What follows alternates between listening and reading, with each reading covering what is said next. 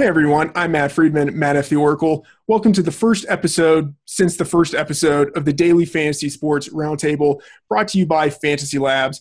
I hope that you enjoyed our inaugural show in which we talked about the transition from NFL to NBA. It was a good show. You should check it out. And for this second episode, we'll be talking about post-NBA All-Star Break DFS strategy. I got to say, I'm wearing multiple pieces of Star Wars clothing. I'm rocking the double hoodie. It's going to be a good show. Guys, let's get started. Joining me from the site is fellow lab rat John Daigle, on Twitter at NotJDaigle. John, you are the first return guest in the long history of the show. I don't want that to go to your head. You are podcasting on a back-to-back, so you really need to dig deep and show everyone what you're made of. John, are you ready? I was born ready. I would say, though, that if you're only listening to audio, you do need to watch the video to see the mic scene going on here, because I'm the only one with a microphone like in front of my mouth. Justin has nothing that looks really fancy. Hey, come on now. I got the Yeti going. That's a good one. That's a really good one. Matt looks like he's recording with Kanye, and Adam has nothing going on over there. So. No. I got the dong mic also. Check out the dong. we got some triple Yeti up in here. The mic scene is really cool. You should check out the video.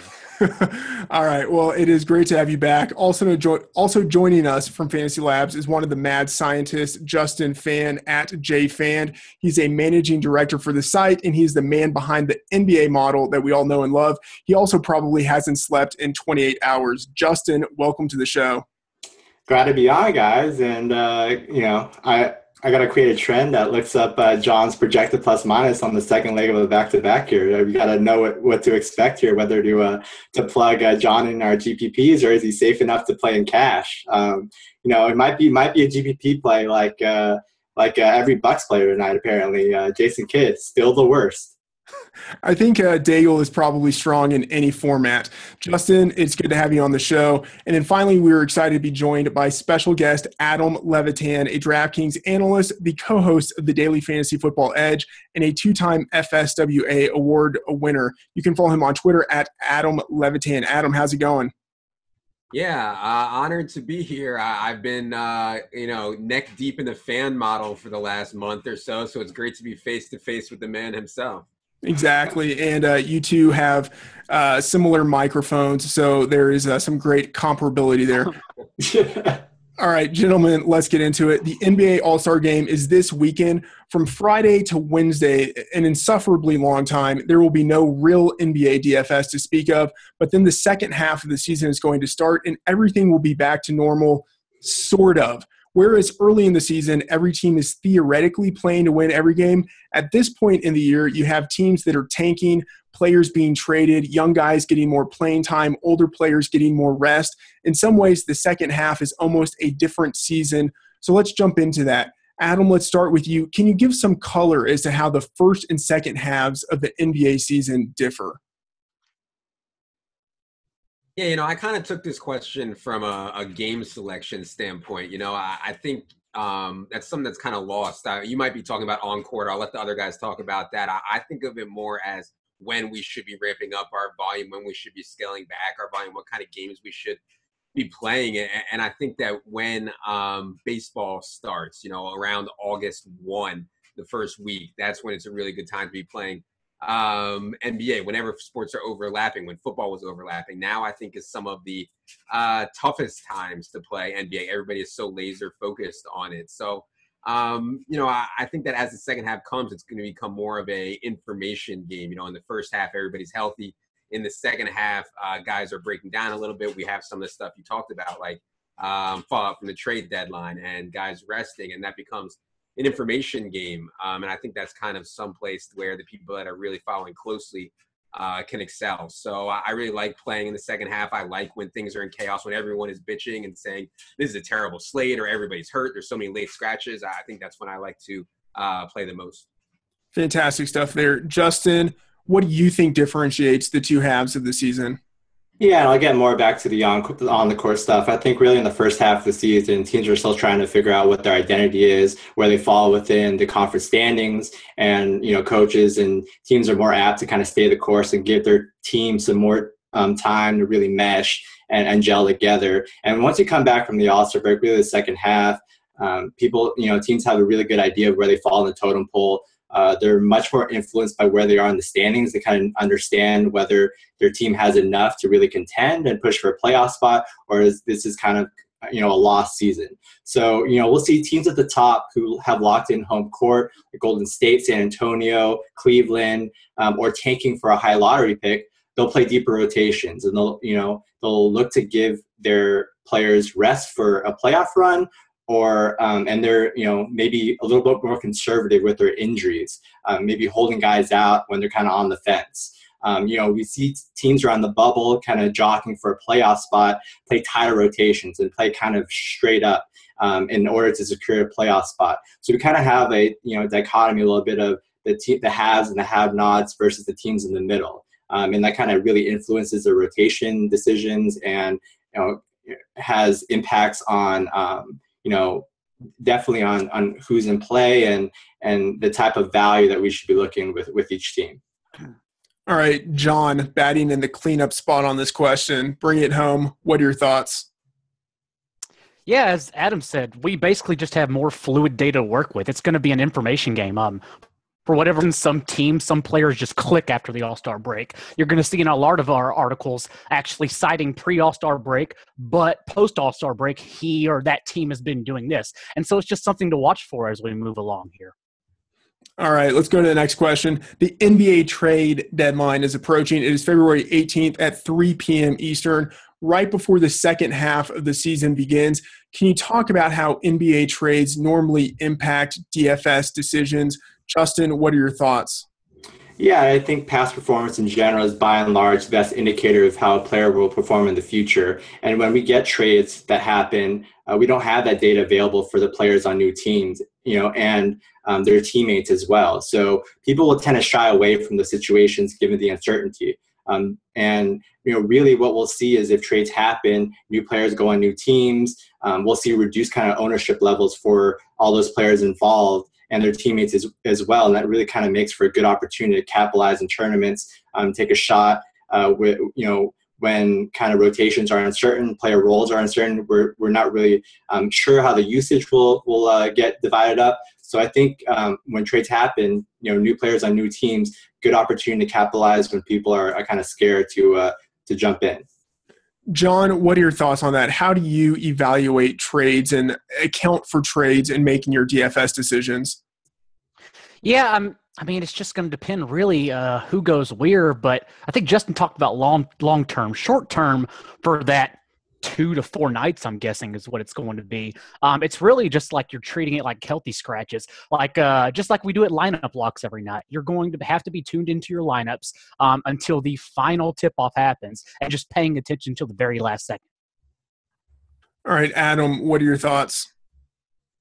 Yeah, there's so many guys that, and we'll talk about some of them later, that it's like free X guy. And like last year, I remember all the first half, I was like free Rudy Gobert, free Rudy Gobert. And then Cantor gets traded, and like you can see it right away.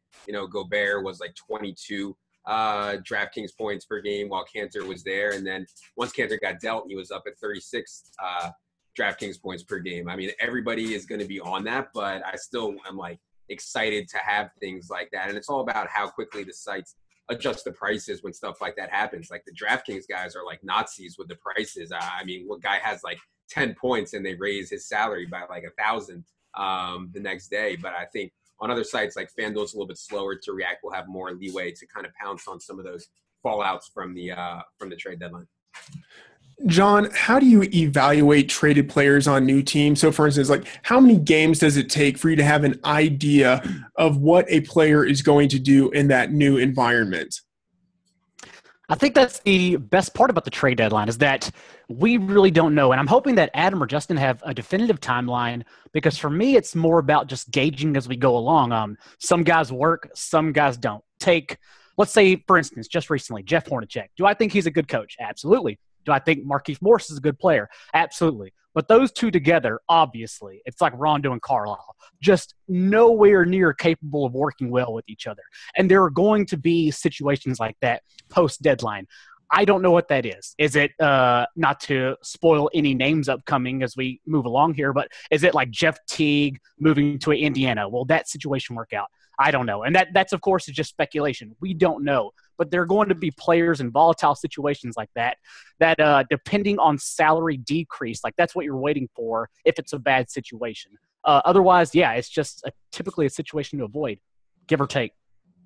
Adam, what do you think? Like, what constitutes a representative sample? Like, how long does it take for you to have an accurate gauge on what a guy is doing on his new team?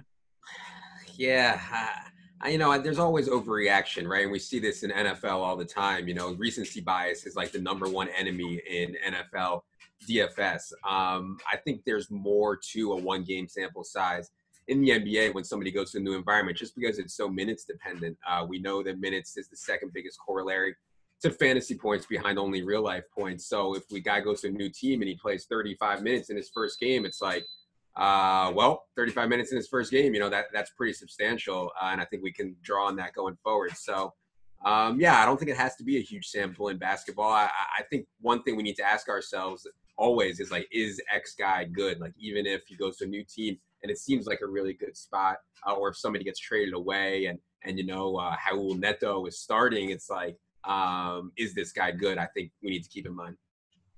All right, Justin, what are your thoughts on that? Yeah, I think by and large what Adam said is right. I think there are situations though where, a player who just got traded might see, limited minutes in his first couple of games as he gets kind of his feet wet and ease into the rotation, where we shouldn't be, read too literally into that. And it's just going to be a feeling out process initially. And I think, I'm more of the bigger sample size. I don't think we can accurately kind of judge how these players will play with each other. I think, they'll get used to each other over a course of a couple of games. I don't think, you don't want to, jump too high or too low on a player based on how he's looked in his first one or two games with this new team. I think it takes a little time to get used to playing with his teammates, his new environment, the new system. So I'm more of the opinion that, give a couple of games at least at the very minimum to really make some, hard judgments on how a player fits and what a player's value will look like moving forward. All right, well, let's talk a little more concretely about particular trades. This year, who are some of the players likely to be traded, and how do you expect the trades to impact their production and then salaries moving forward? Adam, let's start with you. Yeah, it's so crazy. When I was working at Roto World, we used to track every rumor that came, and NBA, the 2 weeks before the trade deadline are just so insane. And most of the rumors are completely off base. The two guys I have down, I'm sure other guys have too. Jeff Teague, obviously, although he's played much better lately, was really struggling early in the year. And then the German strudel, Dennis Schroeder, would obviously be a really good play for a little bit behind him. And I think Greg Monroe, I think that the Bucks would like to get rid of him. And I've been a John Henson truther for a long time. I mean, he averages over 1 fantasy point per minute. Anybody that gets blocks in bunches is always on my radar. So I'm hoping that we can free John Henson, but I'm not sure that Jason Kidd necessarily wants to free John Henson. Justin, who is on your radar as a guy likely to be traded away? Yeah, this is going to be boring. I'll just preface this because I don't think there'll be a really active trade deadline. A salary cap is about to jump to about $89 million next year. Every team is pretty much going to have a max salary spot. And I don't think expiring contracts really mean anything anymore. So I think this will be relatively quiet. Some guys that I'm looking at, Hassan Whiteside, I think is a very good candidate to be traded just because the way his contract is set up, the Heat have to sign him via free agency, via their cap space, and it'll be really tricky to sign him and Dwayne Wade together. So I think they might look to flip him and get something for him rather than lose him in free agency this summer. So if that happens, you might look at a guy like Chris Bosh, gains a little value, slide to center. You might look at Amari Stoudemire. He's been pretty productive in his couple starts lately in pace of Whiteside. Moving on, some other guys like Rudy Gay possibly moving because the Kings are an absolute mess right now from the front office down on. Omri Caspi, a guy who will really benefit if Gay is moved, and maybe looking at Tobias Harris in Orlando. There's been some talk around him, and you got some young guys behind him, especially like Aaron Gordon, looking to step up and get into consistent minutes. So those are some guys that could be on the move for sure. All right, John, who's on your trade radar? I think John dropped off. Okay, let's just go ahead and move on. Now, in many instances, if teams are trading away players, hey, John, you there? There we are. Okay. Can you see me? I don't know. Who's on your trade radar? Yeah, can you over here do it? Okay, let's just go. Yeah. Can you see me? No, I cannot see you. There you are. There you are. All right, go ahead. Who's on your trade radar? See me? Yeah. The internet's a disaster here. Justin, what did you say? Who the last person? I mentioned Whiteside, Rudy Gay, and Tobias Harris. Okay, I'll just rattle this off quickly then. I don't personally think Blake Griffin will get traded, but that's always an option. If you're looking for a big name, just without me starting to throw out Al Horford or Ryan Anderson or anyone like that, Pau, I think is the most likely to get traded, especially given the Jimmy Butler news with him at the year. There's really zero reason for the Bulls to keep him on. All right. So in many instances, if teams are trading away players, they're going to start tanking their season in a very unsubtle way. Can you talk in more detail about how tanking impacts your DFS decisions? Justin, what are your thoughts? Yeah, I mean, it'll mean young guys like Adam said, like a Rudy Gobert will kind of step into more minutes. I think D'Angelo Russell is the guy that I'm really looking at in LA to eventually take the reins as a starter, and a guy who I'm really interested in the second half. Byron Scott has already said that he plans to start Russell after the All-Star break. So it definitely impacts that because, it opens up some low salary bargain type players who are stepping to expanded opportunities. And yeah, especially on FanDuel, like Adam said, with the pricing is softer, you can definitely keep riding these guys until their price catches up with their expanded role and usage on these teams. Okay, John, assuming that your internet is still working, what are your thoughts? I don't know what's going on over here. I feel like Adam should just take it away. Being a Sixers fan at all, he's going to know the best about tanking between all of us. But I will say that for DFS purposes, I wouldn't pay attention too much to it because take for instance the other night when Philadelphia played Brooklyn. Like at first, I shower cried when I saw that matchup, and then I realized that I had probably too much exposure to it because all those cheap guys and that much volume, you just have to remember that in basketball, volume trumps efficiency. I like how John's internet wasn't working yet. He was still able to get in an insult against the 76ers. Adam, what are your thoughts on how tanking impacts DFS decisions? I mean, I don't get all this Sixers hate, like we're supposed to be thinking about things like, not like the general public, you know what I mean? Like the general public's like, oh, their tank is the worst thing ever. Like the Sixers could have Drew Holiday and Thaddeus Young and win like 40 games for the next like 8 years. And that would be the worst thing ever. I think, if you look at like the teams that actually win championships, it's like you have to have the guy, like the stud. And maybe Ben Simmons is that guy. Maybe Embiid would have been that guy. I don't hate the Sixers plan. And Ish Smith is my vote for league MVP. But anyways, I digress. I think that, tanking, it's like I'm looking for stable rotations. I mostly play cash. I mostly play head-to-head. And, like, stable rotation means so much to me. And that's why, like, I kind of was pissed at myself last night. We're recording this on Tuesday. Last night I rostered 3 Magic. I played Fournier, Oladipo, and I played Aaron Gordon. And I was like, the only guy that was out was Tobias Harris. And then like right after lock, I was like, I just played 3 Magic with Scott Skiles as coach. And he's like, notorious for having an unstable rotation. And like immediately I hated myself. And then like 5 minutes later, he goes to the line change and takes out all 5 starters. I wanted to kill myself, and it ended up being okay mostly because Fournier came back and did okay. But stable rotation. So teams that are tanking might have really unstable rotations. So I'm mostly going to be looking down the stretch for teams that are hungry, that are fighting for a playoff berth. I mean, we see minutes just expand massively when teams are in the playoffs, when teams are in must-win situations to make the playoffs. So definitely keeping in mind the standings down the stretch is huge.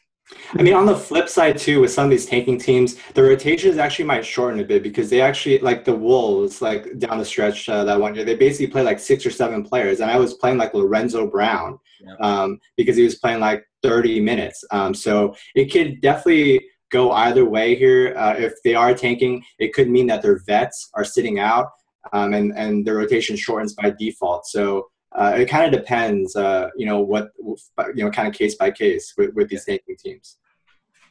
Yeah, and let's kind of talk about that a little bit. So in theory, if there are some teams that are tanking, there could be younger, more inexperienced players who are getting more playing time. Who are some of the guys right now that you think will see increased opportunities in the second half of the season? John, if you are still alive, it is your turn to lead off.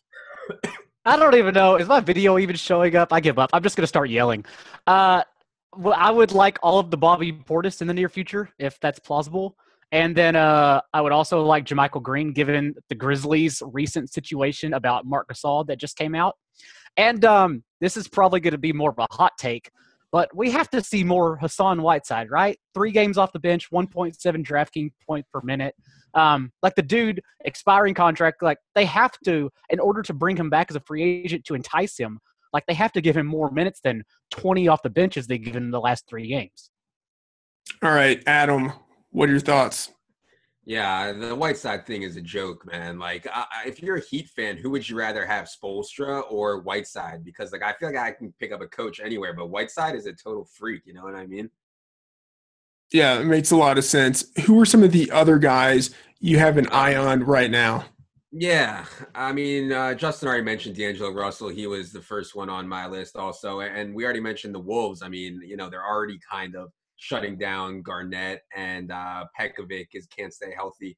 And, we've seen them get down to like 6 or 7 players, and that's when the Lorenzo Brown thing came in. I mean, I want Gorgie Dang, the gorgeous Dong, and I want Zach LaVine in my lineups as much as possible when I can predict 30 minutes for them.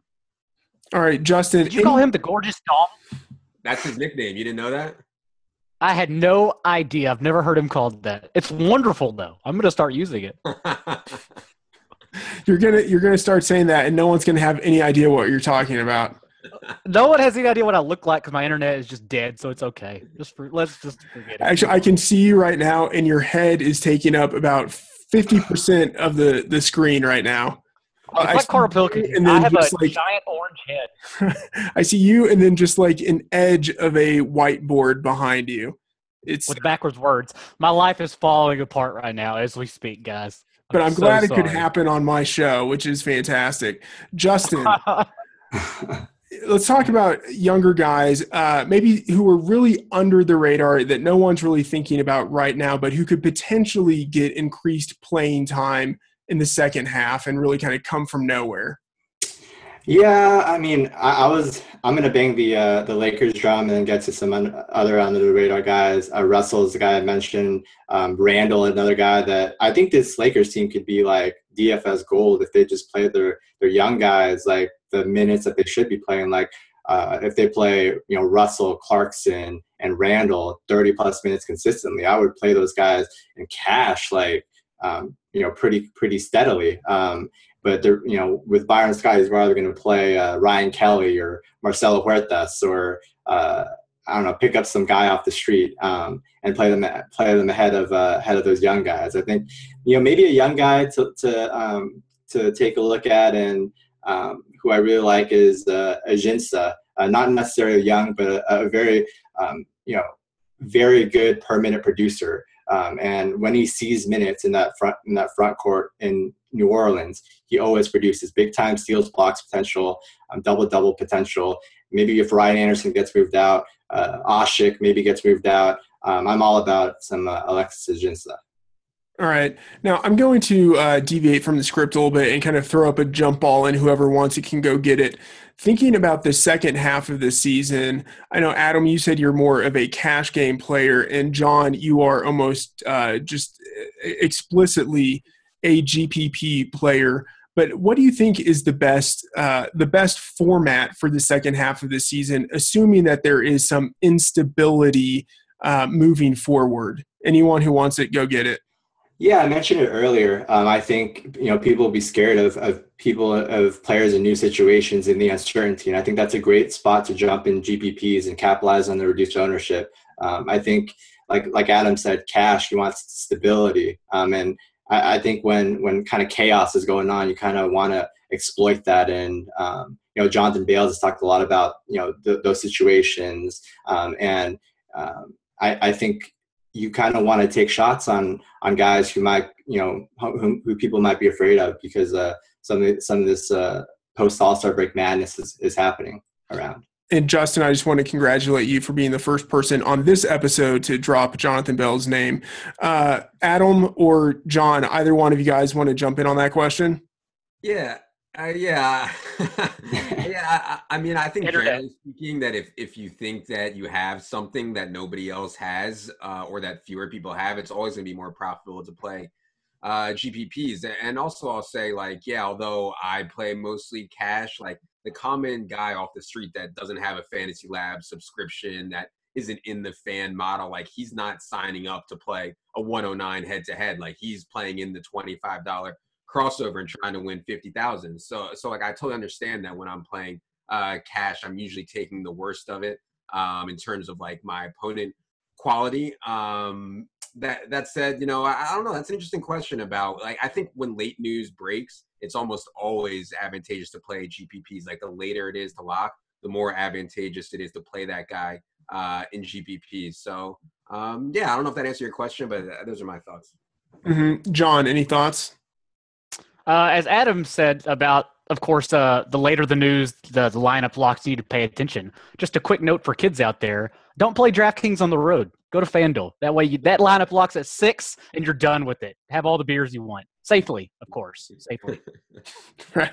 Okay. So another question here that's not on the script, but earlier in the show, Adam mentioned the idea of it kind of being a perfect time to play. You have baseball coming up in the future. NFL has just ended. Is there a particular way that you think in the second half of the season, once baseball has started, that the strategy shifts even more? Adam, do you think that the strategy shifts there? I don't know if the strategy shifts, but I like to ramp up my volume when baseball starts. I think a lot of the top players kind of just give up because they want to be focused on baseball and they don't want to track the eighth man in the rotation for the Hornets or whatever. I think that the NBA games get softer once baseball starts. I like to ramp up my volume. And it's only a 2-week stretch, but not only do we have baseball, but we also have the last 2 weeks, which is notorious for late scratches. Mm-hmm. Justin, what are your thoughts on that?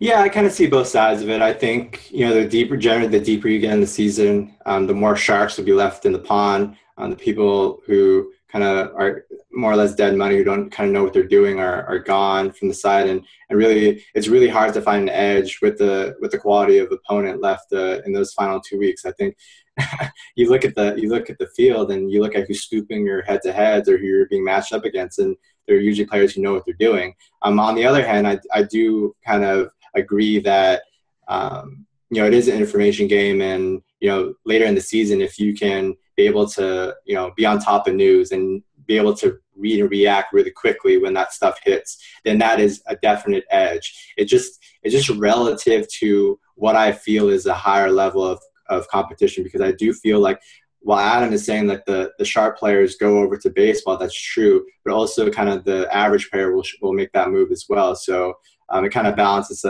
itself out, in my opinion there. John, what do you think?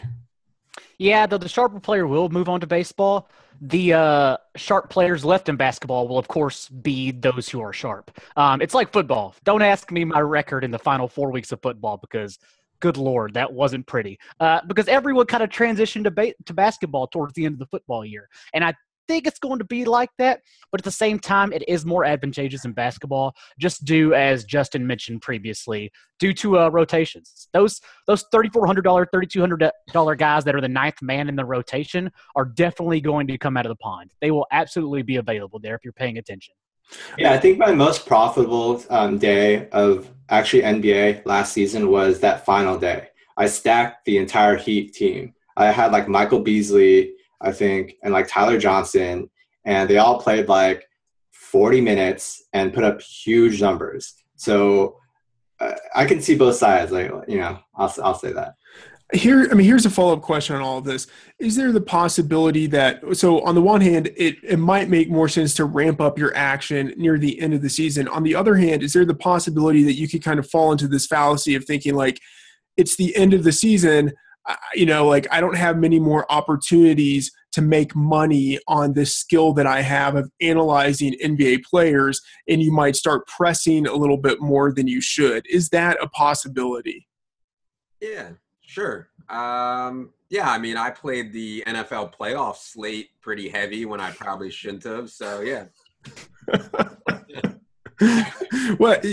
There's something wrong with a 4-game slate? I also played the Pro Bowl, Super Bowl slate. You did? That's amazing. Yeah. I actually had a conversation with Peter about it, and he did a little bit of research that we thought led us in the right direction. And did not. That's fantastic stuff there. Well, speaking of tanking, on the other side of that spectrum is, I guess, preparing for the playoffs. So it's common for playoff-bound teams as they get deeper into the offseason to rest some of their key players or older players to keep them fresh. Adam, how do you approach playoff teams in the second half of the season? Yeah, I mean, we know what's going to happen. The Spurs are going to sit some guys. I mean, LeBron sat twice in April last year. On the other side of the spectrum, you know, we saw guys go really hard that were fighting for home court. I mean, I think you have to figure out which coaches care about home court or matchups and which ones don't. So, yeah, I think it'll be pretty easy to see, like, which guys are resting. And like every night in NBA, you know, we'll find out an hour and a half before tip if somebody's resting, and we have to be ready to adjust better than our opponents. All right, Justin? Yeah, I think you covered it. You kind of have an idea of which teams are locked in, and we kind of have an idea now. It's basically, you know, 3 teams: Golden State, San Antonio, and Cleveland. Everybody else, I think, is kind of fighting for playoff seeding. So, yeah, love those teams in like the 4 through 9 spots. Those are prime, like solid, stable teams where all of them are going to be really, you know, putting their best effort to secure home court or get in the playoffs altogether. All right, John. Clean sweep. Don't play Dirk or Zaza because they're going to get healthy scratch 7 minutes after lineup locks and load up on your Boban shirts. And that's your strategy for me. Are you a Mavericks fan, John? Could you tell by my cartoon accent that I'm I thought I detected a Texas twinge. I wasn't positive though. They say I sound like Sandy from SpongeBob, so yeah, I guess so. Did you broker the Mark Cuban deal by yourself? No. That was absolutely not me. Really, I thought it was less of a twinge and more of a twang. I don't know, Justin, do you have any thoughts on John's accent there? It's noticeable. I just don't want to be the guy that points it out.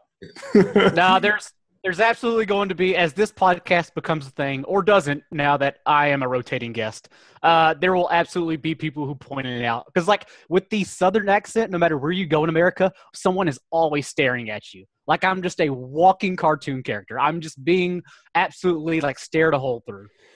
All right. Well, hey, you know, in all fairness, so I'm also from Texas, also from the Dallas-Fort Worth area. A few years ago. I sound stupid then, and you sound like a normal human being. Well, my parents are originally from California, so that might have something to do with it. But although amazingly, my mom still has a Texan accent. She's lived there for 30 years. Somehow she got a Texan accent. I was born there. I don't have one. But on my honeymoon 5 years ago, I was in France, and my wife and I are going into a museum. There's a security guard there. he asked if we're from the United States, and we say yes. He asked if I'm from Texas, and I say yes. And then he says, Bush. And it's just like, what am I supposed to do with that information? Like, he hasn't been president for years. Like, what am I supposed to do? Like, that's the one thing he knew about Texas was that Bush was from there. Yeah. I lived in Australia for a year, and they just assumed I had a 6-shooter wherever I went, no matter where I went. Just horses and 6-shooters, whatever the hell that is. I don't know. Well, that was actually probably correct. All right, gentlemen, before this train goes too far off the track, I think let's wrap it up. Let's circle around the table one more time. Any closing words of wisdom, such as they are, John? Well, let's get this out in the open, guys. The FantasyLabs team is going on a little trip together over the All-Star break because we're all off, and we need you to tweet us your picks for the main event of Mario Kart between our own Justin Phan and one Jay Person. That is the main event of the night. I'm going to lose more money than I've ever lost on a single NBA slate to Jay over Mario Kart. I'm going to be periscoping it, so send in your votes now. Tweet us. I'll tally them. I just want to say that if anyone in the FantasyLabs team is good at King Griffey Jr. Baseball on Super Nintendo, I am quite a worthy opponent. Adam, any closing thoughts? What system are you guys playing Mario Kart on? N64 all day. Okay. The only system. Old school. Yeah, I was more of a Sega Genesis guy, but yeah. Closing thoughts on this? Yeah, I think I know my biggest edge is not in evaluating players. I talk about this all the time with football. I don't even try to get into the evaluation of players. There's guys that I trust who I trust for player evaluations. I think that I'm better than other people in terms of finding news, digesting news, and figuring out how who will be getting the ball. And I think it's the same thing in NBA. I'm not going to spend a ton of time on who's the next superstar or whatever. I'll look at their fantasy points per minute and go from there. So I think just being on top of the information game as we go into the second half is a big enough edge to be a winner in this game. All right, Justin. And might also add, that is why Adam is an amazing Twitter follow, because first of all, he's efficient volume, only 2 to 4 shots per day. That's it. We're not over tweeting. And it's always provides some kind of insight. There's always news, and Adam is on top of it. So follow Adam. That was amazing brown nosing from the internet. It was fantastic. All right, Justin, closing thoughts. Yeah, I think the edge, going off what Adam said, I think it's pretty easy when we get easier, I'll say, when we get into the final weeks of the season to kind of predict what games are primed for players to rest, for teams to rest players on. If there are 3 games, 4 nights, second leg of a back-to-back coming off overtime, there are very kind of clear situations that where it makes sense for players to rest. So I would say, to prepare yourselves, beforehand, before all the madness hits, where you want to be ahead of the game when that news hits that Dallas is resting 4 of their starters. You are able to anticipate that beforehand and kind of have a rough idea of who you want to play, what players from that team benefit the most, and kind of be ahead of the game that way. And on that note, I think you should more than at any point in the season is remain flexible. I don't think, especially when we enter these, the final months of the season, be too locked into anything early on the day. You want to kind of keep your options open and, be able to really make quick decisions when the news hits during that last hour and a half. I think those are where a lot of the money, that period of time, especially heading down the stretch, will be won. So yeah. And I hope I don't lose all my money and all my belongings during our trip to Jay. I mean, we might not have this backdrop even by the time I get back. I don't even know what I'll have left. Are you taking the backdrop with you? Just in case. It was. I'm assuming I'm just going to put that in the middle and wager that too, because Jay doesn't have one now. So I'm just going to be wagering everything I have. I think I might, I might have to, do DFS 3-point contest with Jay to recoup my losses or something. I don't know. Yeah, that's a true GPP. All right, guys, brofos, if I may. The show was, I would say, in a certain perspective, strong to quite strong. Justin and John, thanks for being on the show. You can follow them on Twitter at JFan and not J Daigle, and you can find their work at FantasyLabs. And, of course, thanks to special guest Adam Levitan at Adam Levitan. You can find him at DraftKings Playbook and the Daily Fantasy Football Edge podcast. And that will do it for this episode of the Daily Fantasy Sports Roundtable, brought to you by FantasyLabs. I'm Matt Freedman, Matt F. the Oracle. Thanks for tuning in.